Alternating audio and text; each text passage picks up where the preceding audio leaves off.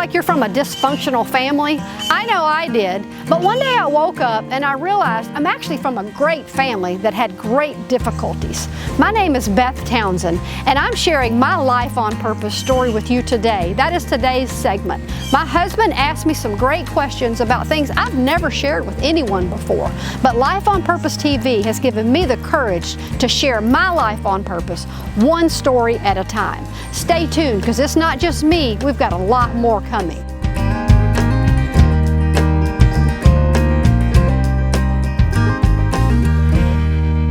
I'm Beth Townsend. I'm the executive producer of Life on Purpose Television. My wife Beth likes to say that Christians can change the world one story at a time. Each of our stories is different, and every one of them is important. Today I'm going to introduce my wife Beth, who's the hostess for the show. This will be the only time that you'll see me on television, and I'm happy to be able to help her tell her story today, because I think that it sets the entire tone for all the interviews that will follow, where she'll be talking to Christian people about their ministries and how God is working in their lives to help them change the world.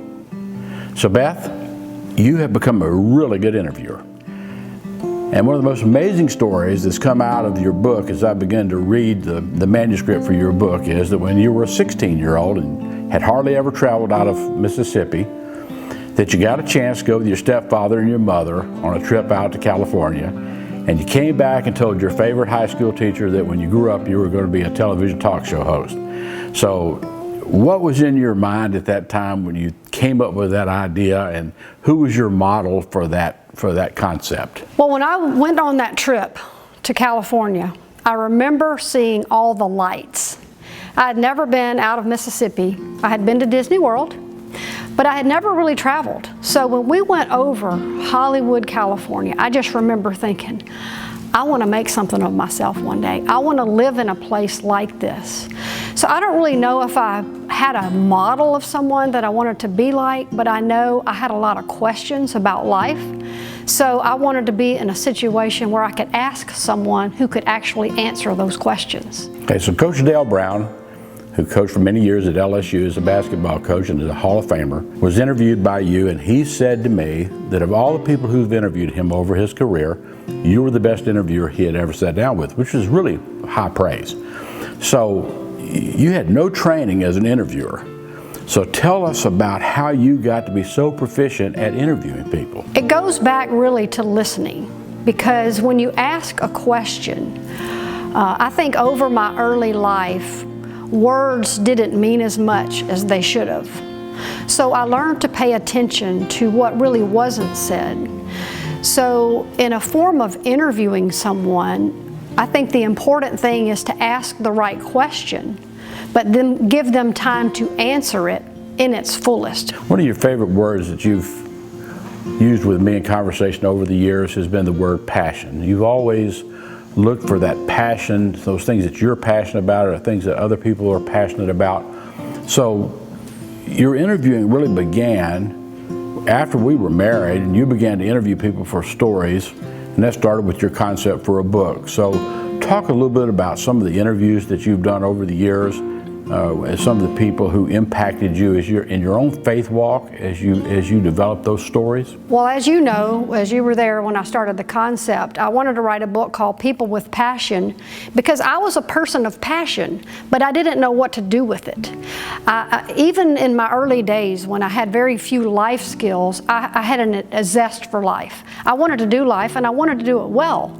But I didn't really have the answers to be able to put that into practice. It was when I started teaching seminars that people started asking me, after I'd had a successful career and I'm in a setting where I'm teaching people how to do work life and how to succeed at work, that someone asked me, as you know, I'm just a young, like maybe 20 years old, someone said, how did you know your purpose? Like I knew my purpose. And people kept asking me that question, and finally I thought, well, I really don't know my purpose. I felt like my purpose was more about making ends meet and building a life out of the few skills that I had, and part of that was being able to ask questions of other people that could help me, because I needed help, and I knew that if people were placed in my life that I could ask them about purpose, and maybe they could teach me about my own. As I've read the manuscript and helped you edit the manuscript for your book, Life on Purpose, which is the genesis of this entire television series, I've been exposed to some stories that I didn't realize ever took place. It was not a solid Christian foundation as you and I know one today. It was really kind of a convoluted version of Christianity that your dad had. He was a very interesting character. So I'd like for you to kind of tell people a little bit about that early childhood, those formative years with your father and some of the situations that went on there, and how that led to you in your career development and your own passion for certain things in life that are manifesting themselves today. Well, as you know, I'm the youngest of 5 children. So I like to say I come from a great family that had great trouble, because now that I'm 54 years old, I can look back and realize that we're really great, fun people who love each other. We just didn't really know how to be a family. And the reason for that is because my parents were married for a while, actually 20 plus years, but by the time I came along, things had fallen apart in a really, it was just a unique way, but traumatic way. My dad, I believe, was a man of great purpose. He was creative, he was a Christian, he loved the Lord, but he began somewhere along the way to lose the patience that it requires to pursue purpose. So when you pursue purpose, you have to wait on God, or you get out there on your own. So he got out there, I believe, on his own, and he began to justify poor decisions with Scripture. So while we might sit as a family and do devotions on a Sunday after going to church, he might have a relationship with a woman that was inappropriate. And while we didn't know how to judge that, we knew that it was wrong. If our life on Sunday didn't look the rest of the week like, it didn't look like Sundays. And so it was very confusing on my faith and the rest of our faith, because we were building on incorrect foundations. When you're growing up in that atmosphere, and it's very confusing and very difficult, you reach a point where your mother and father have divorced. Yes. He gets married multiple times. Your mother finds a new love and remarries, and you're pretty much on your own as a teenage girl, and kind of left to your own devices, almost raising yourself. One night that began to really kind of transform your life was someone broke into your home and tried to kidnap you. It was it's a very intense story, and I don't want you to go through the entirety of the detail, because you write about this in great detail in the book. But talk a little bit about that incident and how, as you look back upon them, they impacted you. So the weekend was that my parents were out of town. My step-grandmother was there, unalert to my being there. Had a friend sleeping over. Late in the night, I'm asleep in my bed. She's asleep in the same room, and I wake up to someone sitting on the bed. It's dark. I assume that I'm dreaming, so I just kind of tune out and I think, oh, this can't really be real. And then all of a sudden I felt his hand, and it was in a very private place, and I realized it was time to wake up and this was real. And he just said, "Get up, you're coming with me." And I woke up and I realized this is happening. So I began to fumble back and forth with this person. He manages to get behind me and put his hand over my mouth. And all the while my friend is asleep. I think I'm screaming, but I'm not. It happens really quick. We're wrestling, but yet my mouth is covered and I'm not able to speak. So we're going through my house. I notice as we get out of the bedroom, all the while he's behind me, we get out of my bedroom and I see that the back door of our house is propped open. Over to the side of the house is nothing but woods. And I realized I couldn't get there. So I start pulling furniture and I start grabbing onto things in hopes that I stir up someone to come to my rescue. Finally, Mac, my friend that was spending the night, after I'm outside in the yard, close to these woods, Mac, she called me Beth. We're from Mississippi. She stands at that back door and she says, "Beth, Beth, what's happening? And that man dropped me and ran into the woods. By then, my neighbors, the Stampleys, my other family, had come out. They were there, and we all realized I had just missed an attempted sexual kidnapping. So by the grace of God, you avoid that. By this time, your father's on his 9th wife. And so he promised to send you to college, and your mother has moved away, and you go to University of Southern Mississippi, and he fails to pay the bills, and you find yourself out on the street again. Upon high school graduation, me and all my friends were planning to go to college. I had been accepted into the University of Southern Mississippi. That is about the same time Mother and David's marriage fell apart. So her financial means, it went to nothing. She had nothing to offer anyone. So upon my graduation, she says, honey, I'm moving to Virginia. And she said, I'm not sure what you're gonna do, but you're gonna have to decide from this point how you're gonna live your life. So I decide I'm going to move in with my dad and his 9th wife, really out of desperation. I have nowhere else to go. I move there, hoping to go to Southern Mississippi, and I move in, and I go to Southern Mississippi. I go long enough to be told by someone quietly in a dark hall, I'm sorry, no one's paying your bills. You're going to have to go do something else.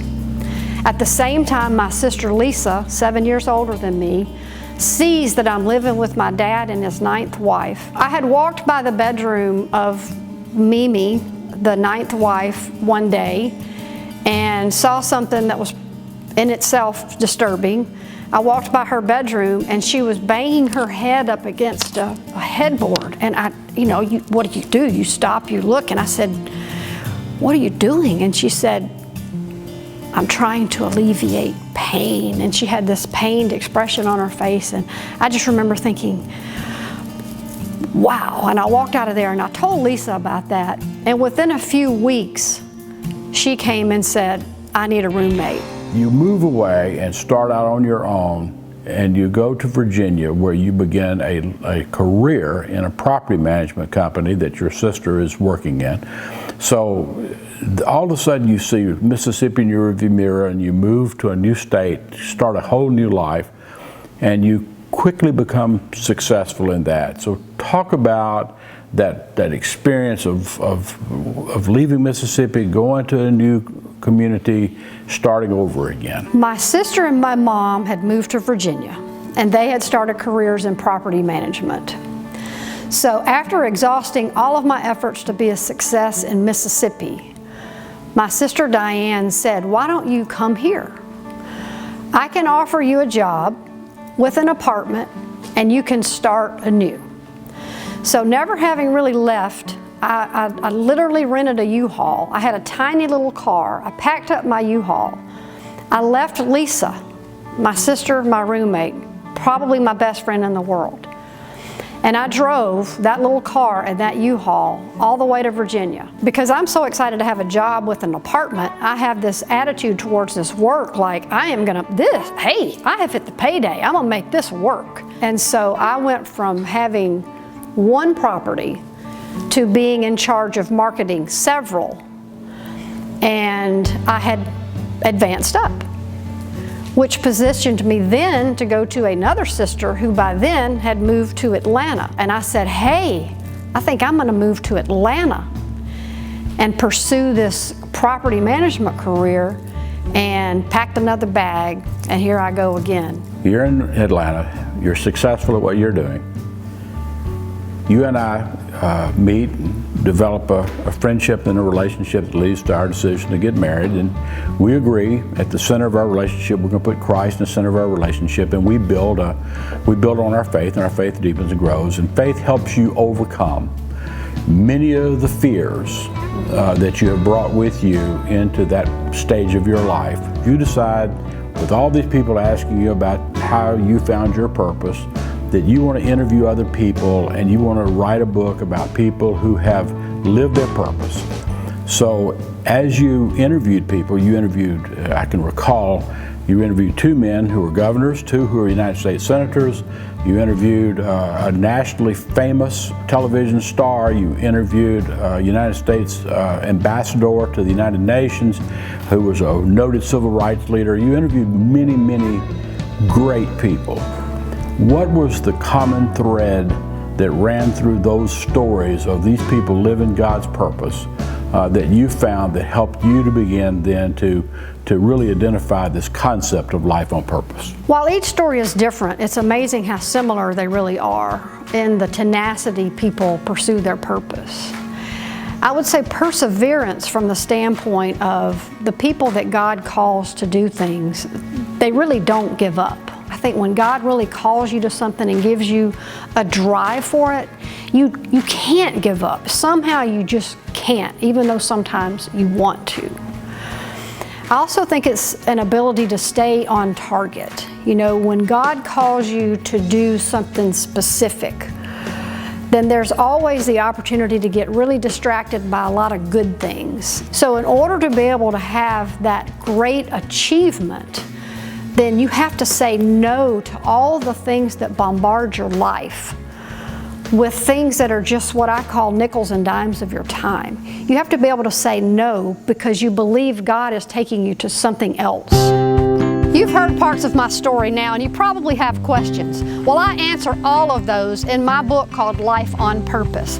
I hope that if you're interested in that, you will go to lifeonpurpose.tv and order that and then share with me what you think of my story. And also, would you like to see more Life on Purpose TV shows? We want to go to every state in the union. There are people living life on purpose everywhere. We want to share the good news. Will you help us? If you would like to do that, go to Give for future episodes at lifeonpurpose.tv. Thank you so much for joining us today.